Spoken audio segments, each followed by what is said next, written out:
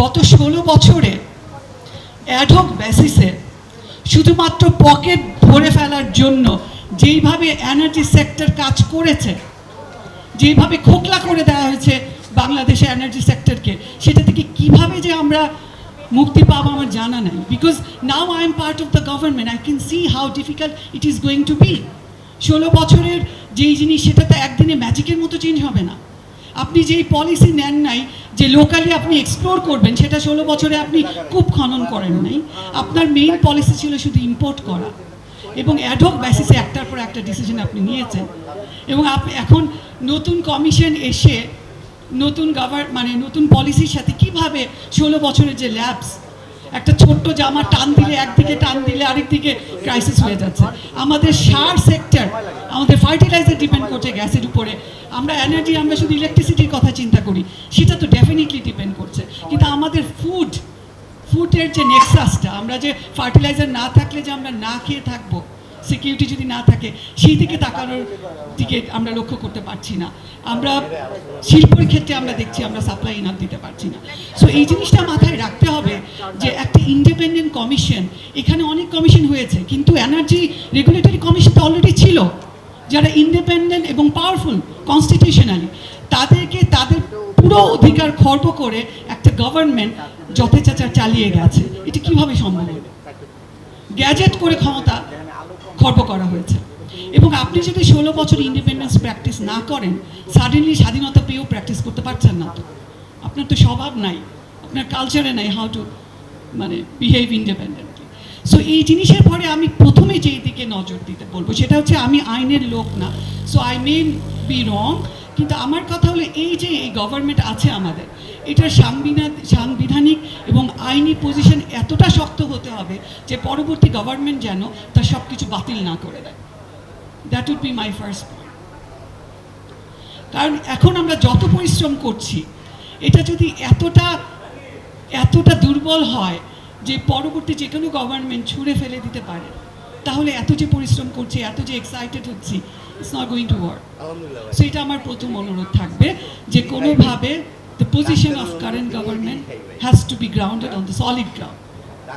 So এটা যেন পরে ছুঁড়ে না ফেলে দেওয়া হয়, যা আমরা সাজেস্ট করছি।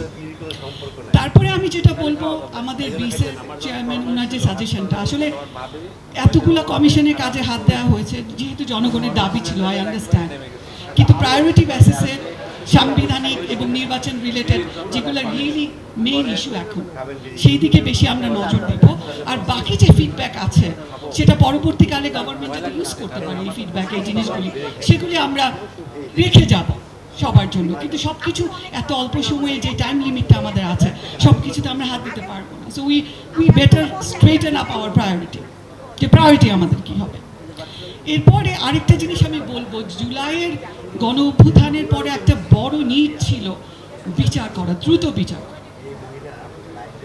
দ্রুত বিচারের বিষয়টা আসতে হবে। আমরা ঠক বাঁচতে গা উজার সেই লেভেলে যাব না। যারা ক্লিয়ারলি, যারা হুকুমের আসামি, যারা criminal, we have to take immediate action. Otherwise জনগণের ফেইথ, জনগণের যে আশা আকাঙ্ক্ষা, সেটা শুরুতে নষ্ট হয়ে যায়। যদি বিচারই না হয়, কনফিডেন্সটা নষ্ট হয়ে যায়। That would be real priority, I would say, যে দ্রুত বিচার এবং এই সরকারের সময়ই করে ফেলা ভালো হবে। That is one of the priority. এরপরে আমি আজকে আমাদের সম্মানিত পূজা কমিটির চেয়ারম্যান, তার কথাতে এসছে যে ধর্মীয় ইন্টারঅ্যাকশন। আমি বলবো যে এটা দুঃখজনক যে আমাদের এখনকার কমিশনগুলোতে ধর্মীয় রিপ্রেজেন্টেশন কেন যথেষ্ট হলো না। হতে পারে অতটা খেয়াল করে না এই লোকজন, I don't know. I am giving doubts, আমি করছি যে তার একটু কেয়ারফুল হওয়া দরকার ছিল। তবে এটা এত ইম্পর্টেন্ট যে কোনো সময় যদি কোনো দেশে বৈষম্য হয়, কোনো নাগরিক বাদ পড়ে না, সংখ্যালঘুও বাদ পড়ে না, সংখ্যা গরিষ্ঠও বাদ পড়ে না। এটা কিন্তু মাথায় রাখতে হবে। আমরা সংখ্যাগরিষ্ঠটা মনে করি আমরাই বুঝি সাফার করেছি। বৈষম্য যদি হয়, every single person will be the victim of that. So সংখ্যালঘুরাও তার হাত থেকে কোনোদিন মুক্তি পায়নি, কারণ জাস্টিস তো ছিল না।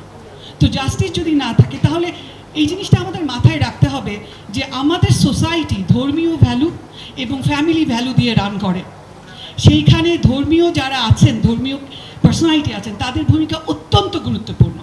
আমাদের ফ্যামিলি ভ্যালুকে ধরে রাখার জন্য, আমাদের সোসাইটির ইন্টিগ্রিটি ধরে রাখার জন্য, আমাদের নেক্সট জেনারেশনের হেলদি বেড়ে ওঠার জন্য ধর্মীয় ভ্যালুগুলি রাখতে হবে এবং সকল ধর্ম নির্বিশেষে একসাথে কাজ করতে হবে। এটা আলাদা কোনো না, এটা প্রথম কথা। এবং এই জন্য আমি মনে করি এই অস্থির সময়ে বিভিন্ন ধর্মীয় জনগোষ্ঠীর মাঝে যে ডায়ালগ, এটা অত্যন্ত জরুরি, continuous dialogue for betterment of the country, for betterment of the next generation. কারণ আমি নিজে যখন ক্যানাডায় স্টুডেন্ট ছিলাম, আমি অ্যামনেস্টি ইন্টারন্যাশনাল সাথে কাজ করেছি, আমি খ্রিস্টান ধর্মাবলম্বীর সাথে ড্রাগ ড্রাইভিংয়ের বিরুদ্ধে একই সাথে কাজ করেছি, মাদার্স এগেনস্ট ড্রাগ ড্রাইভার্স। সেখানে খ্রিস্টান, ইহুদি, মুসলিম নির্বিশেষে we formed common forum. This is important. কল্যাণের জন্য ধর্মীয় ভ্যালুস কাজে লাগানো আমাদের জন্য অত্যন্ত জরুরি। এবং সেই দিক থেকে আমি এটা রিয়েলি এমফাসাইজ করব, we have to have a way for common interaction and common platform where we closely talk about our issues. এটা ইম্পর্টেন্ট। আর আরেকটা জিনিস হচ্ছে, this is good for our reputation, this is good for our security. সারা ওয়ার্ল্ডে আমরা shine করব if we were able to maintain that good relation. We can be a good example. So this is one of the most important thing I would like to say. তারপরে আমি যেটা বলবো, যে আমি কথা শর্ট করতে চলে যাব, সেটা হচ্ছে যে আমি যেটা বললাম যে বিচারটা মোস্ট ইম্পর্টেন্ট, এবং তারপরে নির্বাচনটা সুষ্ঠুভাবে করা, যেটা আজকে বিভিন্ন আলোচনা আসছে এবং আমি মনে করি এটা আরও বেশি আসবে, কারণ that is the priority now. Upcoming election যাতে সলিড হয়, রিপ্রেজেন্টেটিভ হয়, সেটার জন্য যা যা সংস্কার করা দরকার আমরা মনে করি উইল ডু দ্যাট। এখনই বসে আমরা অনেক ধরনের সংস্কার করতে পারবো না, কিন্তু নির্বাচন রিলেটেড সংস্কার তো critical, we have to do that. এবং সেখানে সাংবিধানিক, যেটা বললাম, আমাদের এই গভর্নমেন্টের গ্রাউন্ড সলিড করার জন্য যা যা করা দরকার সাংবিধানিক দিক থেকে, we have to do that.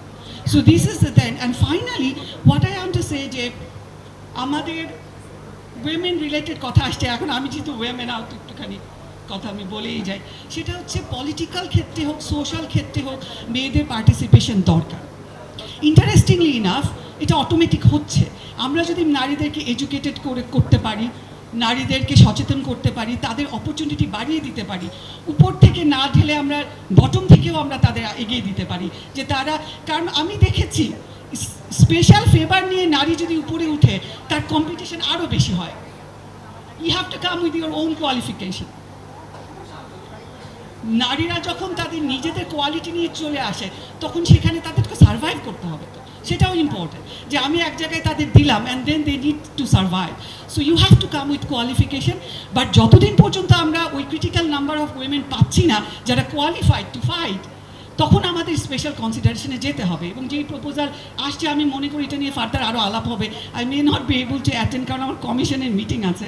তো 100 জন নারীর কথা যেটা বলা হচ্ছে, আসনের কথা, I would love to see that, এবং এটার একটু এক্সপ্লোর করা। এবং আরেকটা জিনিস হচ্ছে যে কোনভাবে আসবে, এটা নিটিগিটি ডিটেলে আসতে হবে, যে এটা কি ডিরেক্ট ইলেকশন হবে না কোন ফর্মে হবে।